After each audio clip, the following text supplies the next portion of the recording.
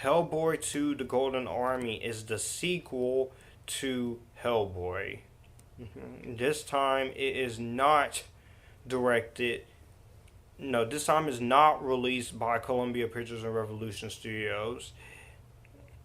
This is released by Universal Pictures.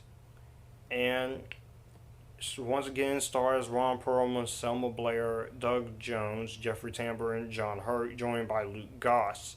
And in this sequel, during Christmas of 1955, a young Hellboy is told a bedtime story by his adopted father, Trevor Buttonholm, of an ancient war between humans and magical creatures.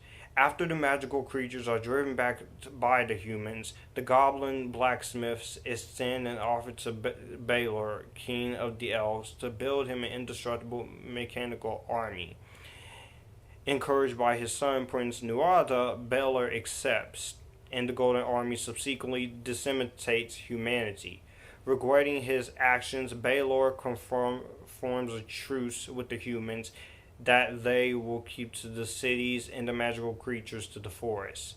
The crown to command the Golden Army, which can only be worn by one of royal blood, is split into three pieces. Nuada, disagreeing with the truce, leaves in exile, and in the present he returns and begins gathering the pieces of the crown.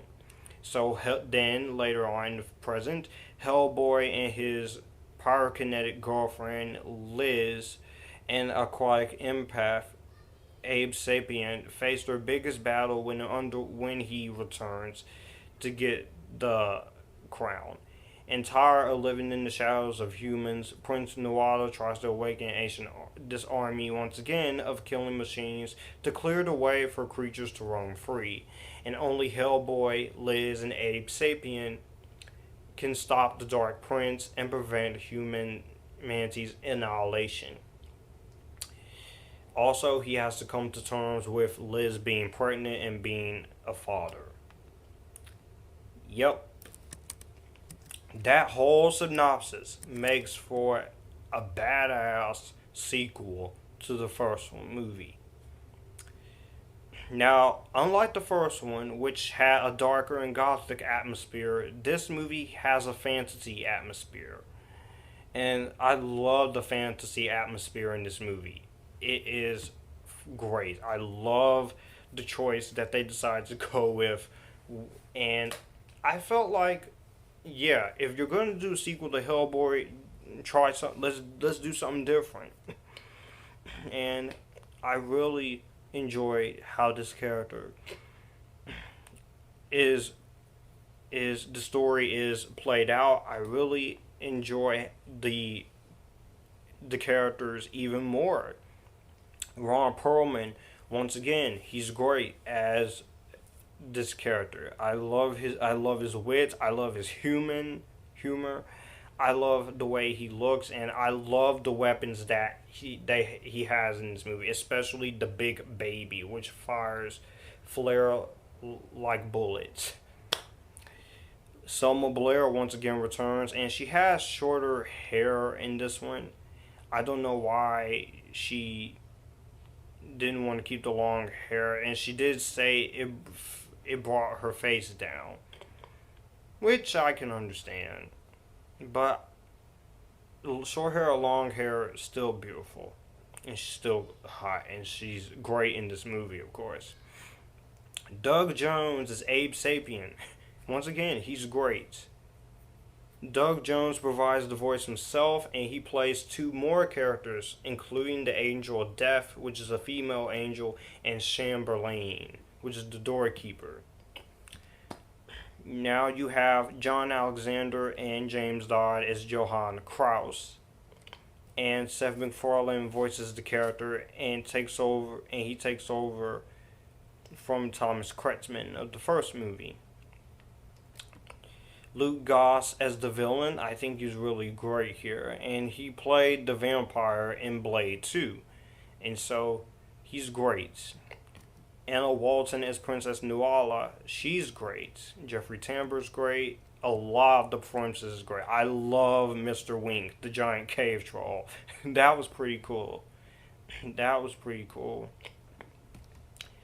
The creature effects, the makeup effects is great, and the way this movie looks is really great.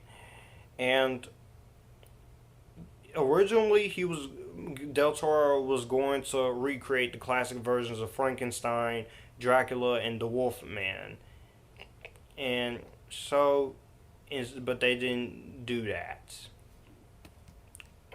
And another original idea was that it involved four titans from the four corners of Earth: wind, water, fire, and earth. But he replaced it. But yeah, after Pan's Labyrinth, he went on and did this movie, and the production design is great. The cinematography is still great, and this was the biggest opening of Del Toro's career until Pacific Rim back in 2013. And the budget, you could tell the budget is even more well put to use. Like I said, Del Toro never takes a budget and wastes it. He makes that budget work.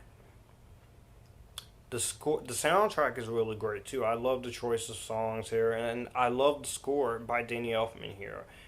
And Danny Elfman, like I said, he's a great composer. What can I say that I haven't said about Danny Elfman?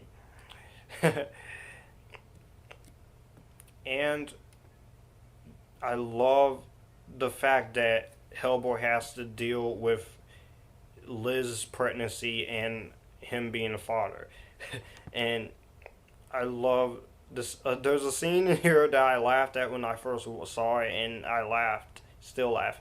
And that was when Abe Sapien and the Hellboy are singing.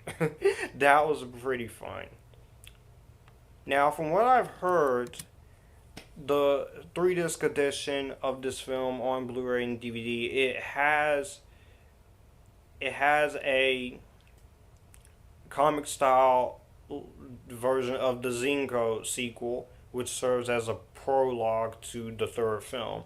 And that basically what the third film was going to be, and easily the third film,